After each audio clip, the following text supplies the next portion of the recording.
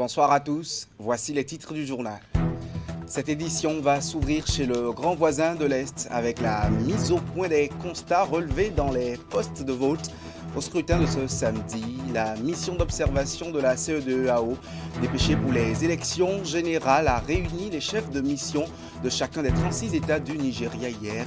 C'est un travail de prime abord en guise de préparation des déclarations préliminaires des envoyés de l'organisation sous-régionale. Les patrons du contrôle financier des fonds publics se mettent au jour vis-à-vis des règles légales liées au marché public. Les inspecteurs généraux des ministères ont été outillés ce matin à Cotonou sur la maîtrise des procédures de passation, d'exécution, de contrôle ainsi que des techniques de détection de fraude ou d'appréciation des risques dans la gestion de la commande publique.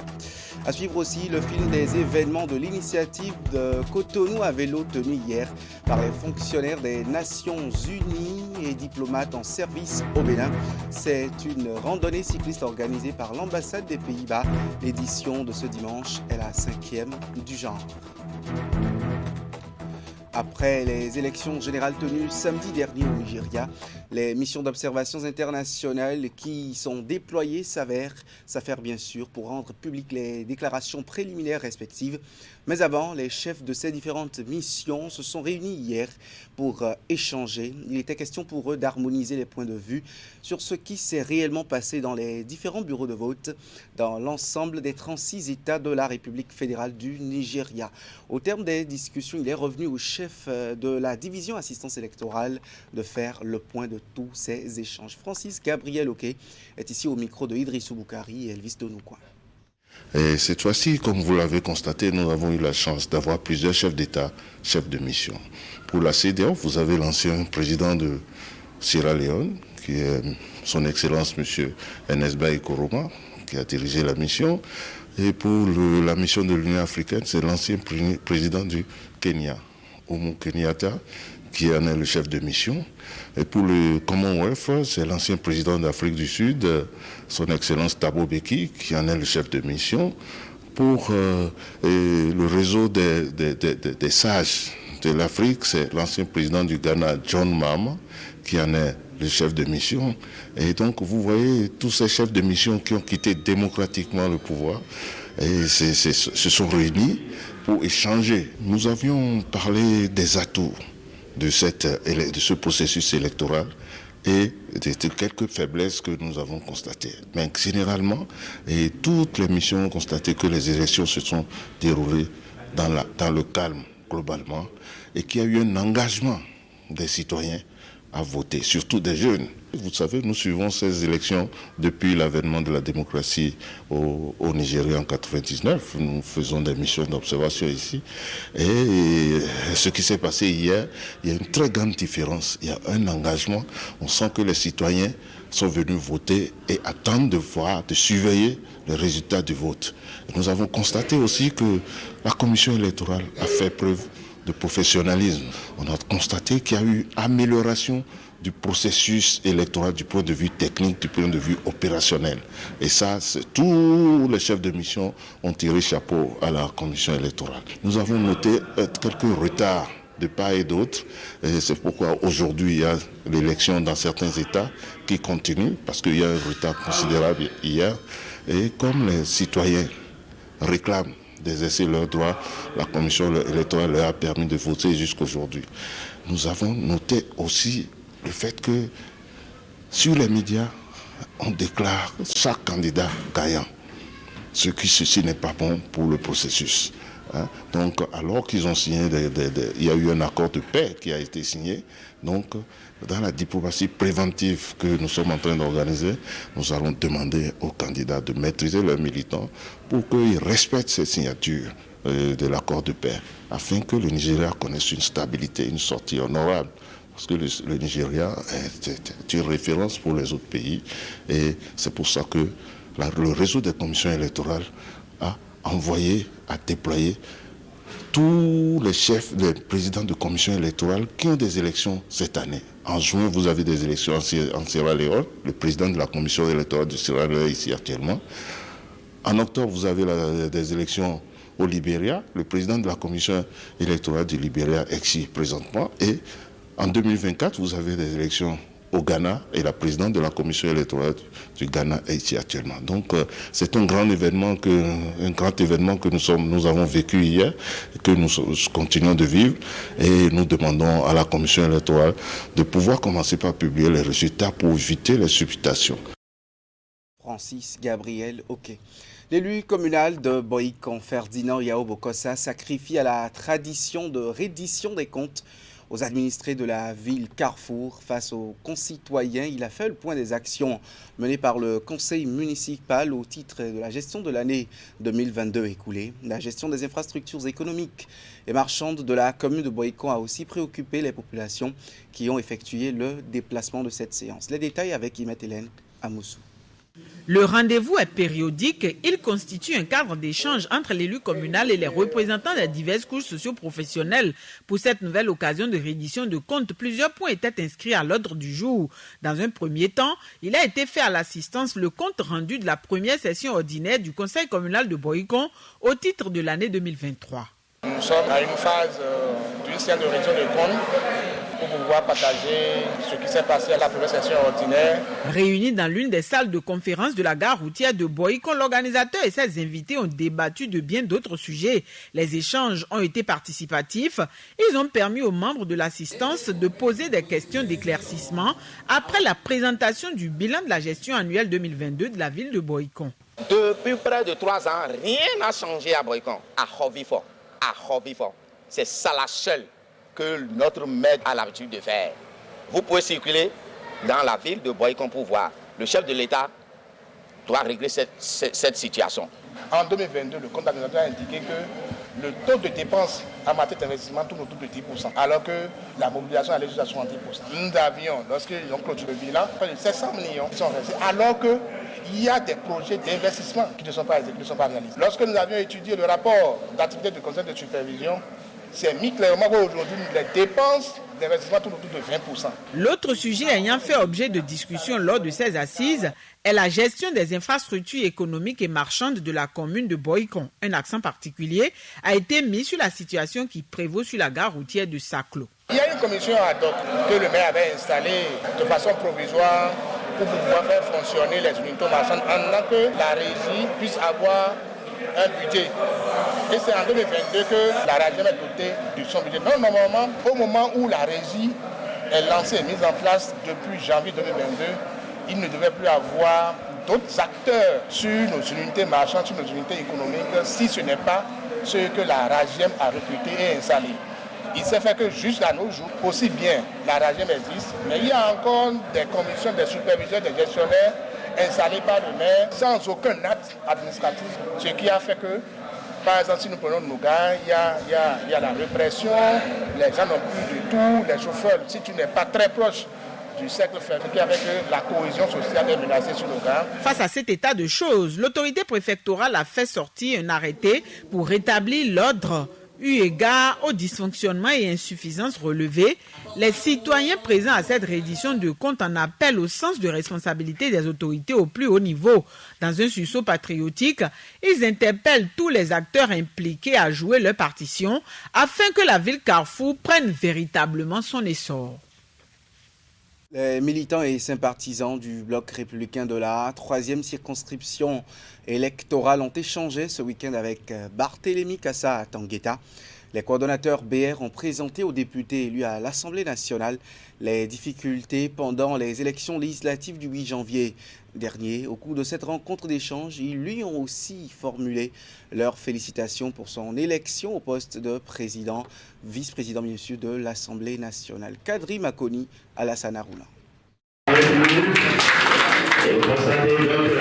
L'honorable Barthélémy Kassa, ovationné ici par ses militants et sympathisants, venus des 4 communes que compte la 3e circonscription électorale, quelques jours après sa brillante élection au poste de premier vice-président de l'Assemblée nationale, 9e législature. C'est pourquoi je rends un hommage mérité à ce leader charismatique pour son sens de négociateur fin dans l'aspect politique national.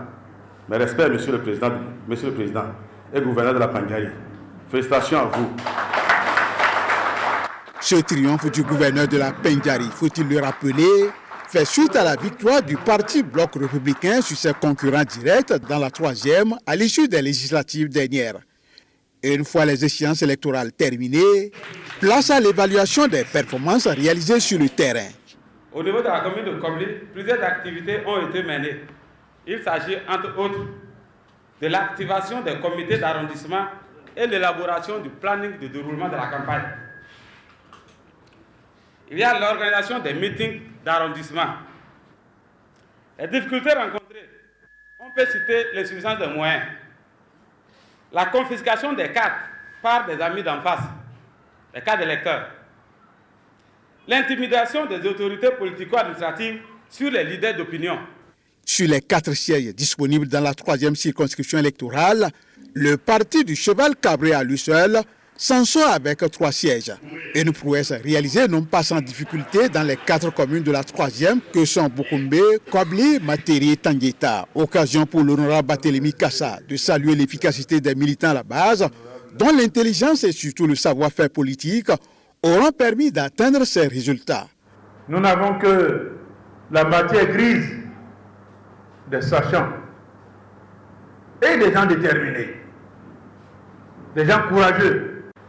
Nous sommes convaincus que sans ça, si on devait tenir compte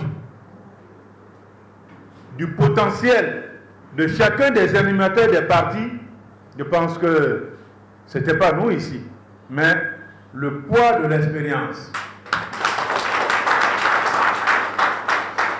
et la capacité de mobilisation stratégique. C'est ça votre force. C'est ça qui vous a permis de gagner, mes chers camarades. Il y a de richesse que d'hommes. Vous êtes des hommes fidèles à votre engagement, des hommes courageux, des hommes déterminés. Et c'est ça qui a produit la victoire. Abondant dans le même sens, les honorables Théophile Mpo et Jeanne Tchanati vont remercier les militants pour leur détermination et surtout leur implication sans faille. Après cette séance d'évaluation, les coordinations communales du BS se donnent rendez-vous dans leurs communes respectives pour des séances de remerciements à l'endroit des militants à la base. Elles sont nous attendues pour les morts maintenant. Au Cameroun,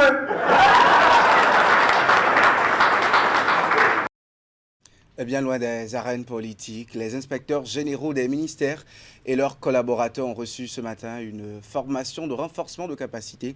Les échanges ont porté sur la thématique maîtrise des procédures de passation, d'exécution et de contrôle des marchés publics et des techniques de détection des fraudes ou d'appréciation des risques dans la gestion de la commande publique. C'est bien technique. À l'ouverture de ces travaux de Cotonou, Teddy Goudalo était présent. Les échanges ici portent essentiellement sur les nouvelles directives de la loi portant code des marchés publics au Bénin.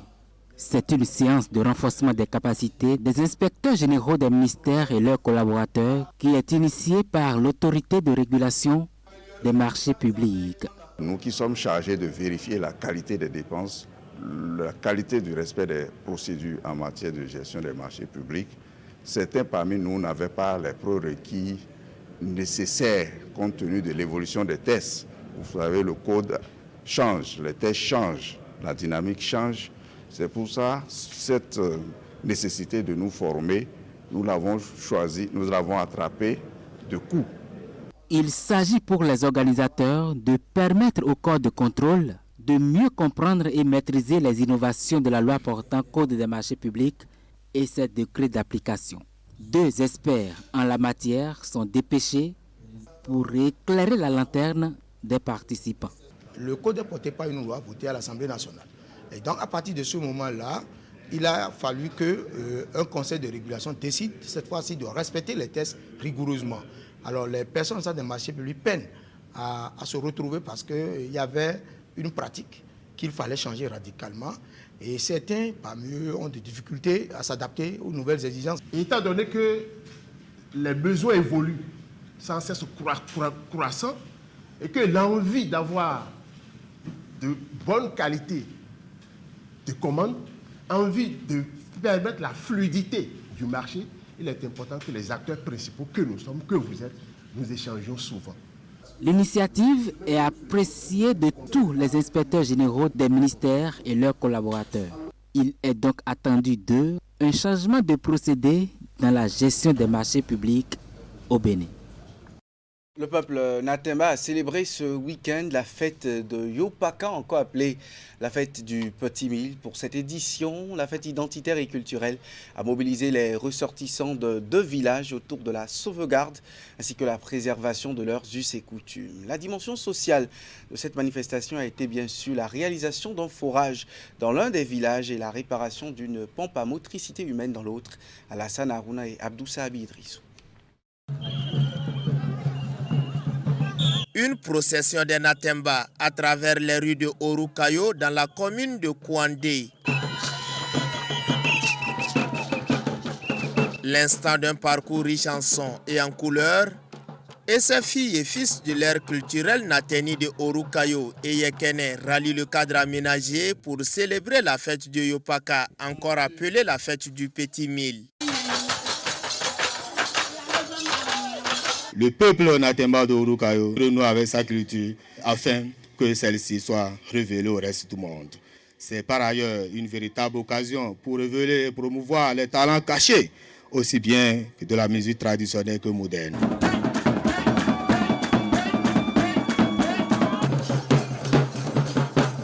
Hypnotisé par les différentes prestations au cours de cette fête identitaire et culturelle, l'autorité communale, très attachée à la culture de ses ancêtres, a esquissé les pas de danse.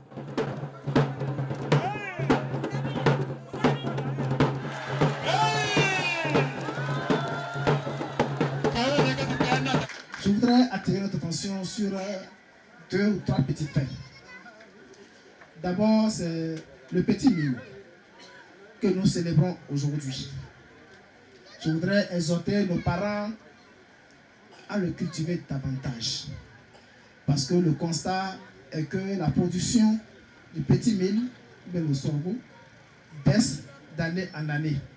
Nous célébrons également la culture, qui est une culture propre à nous. Et je peux dire, sans risque de me tromper, que la culture Nateni est l'une des rares cultures qui peut présenter plus de 20 tableaux pour égayer tout le monde.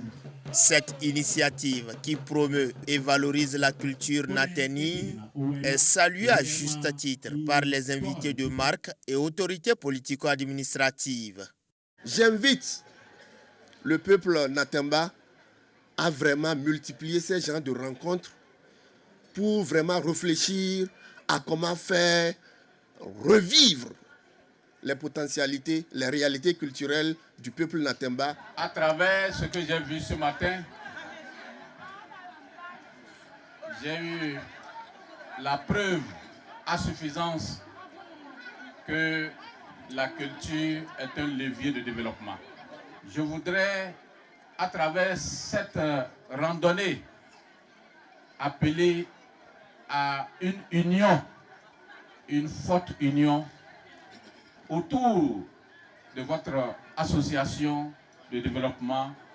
L'édition 2023 de Yopaka à Orukayo est marquée par la réalisation d'un forage à Yekene et la réhabilitation d'une pompe à motricité humaine à Zongo. Des réalisations pour alléger les peines des populations en matière d'approvisionnement en eau potable. Une plateforme d'incubation pour la jeunesse béninoise en quête d'opportunités. Il s'agit bien de MH Center dont le lancement a eu lieu à Cotonou ce week-end. Sa mission est de former les jeunes à leur développement personnel. La plateforme est une émanation d'une organisation non gouvernementale née pour révéler bien sûr leur talent, mais ce n'est pas une ONG comme les autres.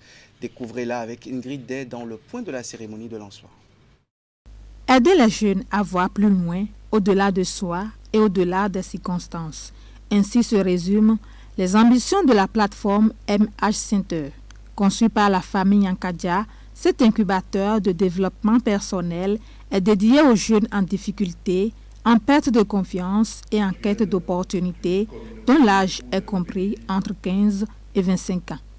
Le MH Center est un incubateur d'innovation sociale c'est-à-dire de transformation sociale.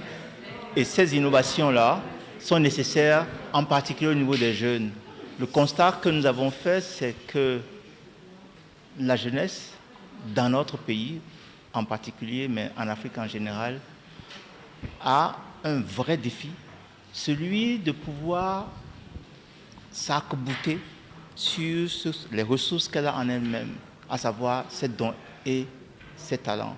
Donc le rôle du MH Center, c'est d'aider les jeunes à découvrir leur raison d'être et à s'investir dessus pour devenir les entrepreneurs de leur vie et par conséquent les entrepreneurs de demain. Des propositions, il en a eu après la présentation du site web. Une série d'apports dont la finalité est d'élargir l'initiative à d'autres contrées du Bénin afin que la majorité des jeunes, instruits ou non, puissent en jouir. MH Center offre une panoplie de services aux adhérents. Le mentorat et le coaching sont autant d'avantages liés à ce projet. Le MH Center n'est pas une ONG classique, formelle, pour laquelle je vais vous dire, oui, il faut remplir les statuts, il faut faire ci, il faut faire ça. C'est vrai, c'est une ONG, mais nous avons simplement besoin d'ouvriers pour ce grand champ transformationnel. Nous avons besoin de gens pour être co-bâtisseurs du MH Center. Nous sommes des fondateurs, oui, mais nous sommes des bâtisseurs et nous cherchons des co-bâtisseurs. Donc, il y a de la place pour éduquer, pour former les jeunes à leur développement personnel, les mentorer, les parrainer selon les dons et les talents que chacun a reçus, les coacher, leur apporter un soutien psychologique ou matériel et animer avec eux des ateliers de créativité. Moi, je trouve que c'est une très belle initiative qu'il faut encourager parce que, quoi qu'on dise, aujourd'hui, on se retrouve des fois à réaliser le rêve de nos parents parce que nous-mêmes, entre-temps, on n'a pas su découvrir ce qu'on voulait faire. On n'a pas su choisir déjà notre voie. Du coup, moi, je trouve que c'est une initiative à fortement encourager pour quand même permettre à la jeunesse de déjà se tracer sa voie, déjà choisir sa passion.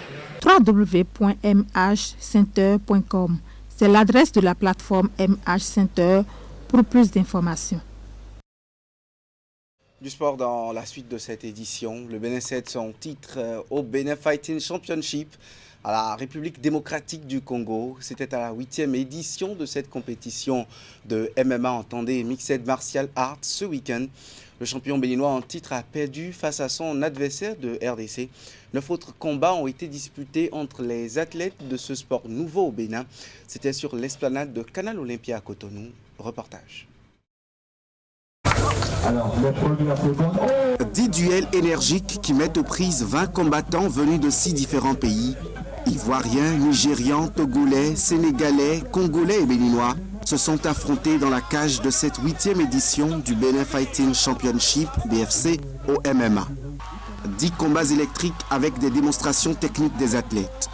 Le tout premier est remporté par le Béninois Michael Hossou, comme son compatriote Aaron Ogouniyi, qui a pris le dessus sur son adversaire ivoirien au 5e combat. C'est avec un chaos technique qu'au 6e combat, le Béninois John Kennedy s'est défait du Nigérian qu'il a affronté. Ce sont les 3 victoires du Bénin.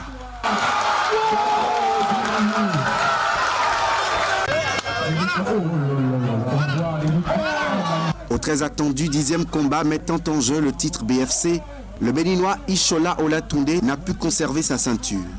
Jerry Kambata de la RDC la lui arrache au détour d'une partie dans laquelle il s'est imposé par sa technique.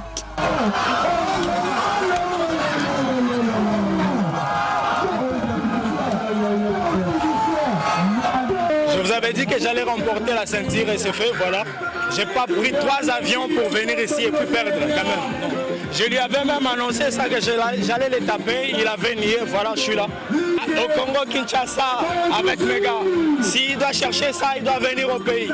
C'est une première participation pour nous et le Congo part avec une très bonne note, avec 2 victoires. Et on est content vraiment, on espère revenir encore ici. Le Bénin apprend des leçons de cette 8e édition du BFC avec un satisfecit en ce qui concerne l'organisation de cette compétition d'envergure de MMA. Vous avez vu, c'est assez exceptionnel. Il n'y a pas un seul combat qui allait à la décision. Il n'y a eu que des KO ou des soumissions. Très beau niveau de spectacle. Et aussi, ça veut dire qu'on est dans la quintessence de la technique, vraiment. Donc, je suis content pour l'organisation. Je suis content pour ce qu'on a pu démontrer en termes de qualité technique. Alors, moi, je ne me suis pas forcément vu comme béninois aujourd'hui. Je me suis vu comme un promoteur du MMA. Donc, pour moi, je retiens surtout les leçons apprises. Les leçons apprises autant pour les combattants béninois que pour les invités. C'est vrai que le bilan pour le Bénin n'est pas le meilleur, mais vous voyez, nous sommes décomplexés par rapport à cela. Nous invitons des gens qui sont en mesure de nous battre. Sinon, on est béninois, on aurait pu choisir des gens qui ne vont pas nous battre. On a choisi de s'exposer au meilleur niveau. On a fait venir des champions du monde de Muay Thai. On a fait venir des champions de Sanda pour nous affronter, pour se mettre dans les meilleures conditions de challenge. Nous n'avons pas peur, n'est-ce pas, d'affronter les meilleurs challenges au monde. Wanilo Ménégan ambitionne de voir le BFC diffusé en direct sur les chaînes du Bouquet Canal+, un partenaire privilégié de cette édition. Du cyclisme après le MMA avec la 5e édition de la randonnée cycliste de l'ambassade des Pays-Bas au Bénin qui a eu lieu hier. L'initiative dénommée Cotonou à vélo a réuni une centaine de passionnés de cyclisme pour une balade dans la capitale économique du Bénin. Diplomates, hauts fonctionnaires internationaux et autres cadres, ensemble avec leurs familles, ont passé d'agréables moments de plaisir. Suivi avec Ali Moumouni. 5e édition de la randonnée cycliste de l'ambassade des Pays-Bas au Bénin. Le rendez-vous est pris au palais des congrès de Cotonou. Très tôt le matin, les participants rallient le point de rassemblement. Les cadres de l'administration publique, les membres du corps diplomatique, les représentants des institutions internationales et d'autres passionnés du vélo. On est là, ce matin, prêts à faire une superbe balade Cotonou à vélo. Cotonou à vélo, 5e édition. Et puis on a vu, il y a plein de monde qui a répondu à l'appel. On est tout contents d'être ensemble, c'est bon pour la santé. Chaque année, le nombre de participants ne cesse d'accroître. Au départ, ils sont plus de 300 à s'engager pour la randonnée à vélo. 20 km sur un itinéraire qui part du palais des congrès et dévie par l'avenue Stémez, l'Étoile Rouge, Ruiho et l'aéroport international Cardinal Bernardin Gantin de Cotonou. Alors je suis très heureux, c'est une première expérience pour moi et j'ai beaucoup apprécié l'amitié, la convivialité et ça m'a permis aussi de découvrir le Cotonou parce que je suis là il y a juste quelques mois et je voudrais dire merci à l'ambassade du Royaume des Pays-Bas. Oh, je suis très impressionnée, ce fut une très belle balade, très bien organisée. Toutes nos félicitations à l'ambassade des Pays-Bas pour avoir organisé cette belle balade à vélo dans Cotonou. Ça a été un moment très convivial où nous avons pu faire de belles rencontres, mais aussi surtout nous avons pu apprécier les beaux paysages de Cotonou et bien entendu faire du sport dans la bonne humeur. Donc très contente. C'était bien, on s'est amusé, c'était relax. Ça encourage certains jeunes à découvrir la passion du vélo, à devenir des cyclistes professionnels. Pour cette année, la balade a duré environ 2 heures. Objectif atteint donc pour les initiateurs de l'ambassade des Pays-Bas au Bénin qui entendent partager à travers cette initiative leur passion pour le vélo. J'ai rencontré des gens du Venezuela, de Djibouti, du Burkina, du Mali, de l'Espagne, des États-Unis.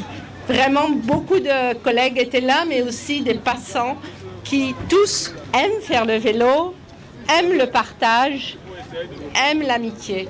Faut-il le préciser, l'initiative Cotonou à vélo est accompagnée par la Fédération béninoise du cyclisme. Un peu de cyclisme si vous en avez le temps. Demain, on se retrouve dès qu'il sonnera 19h30.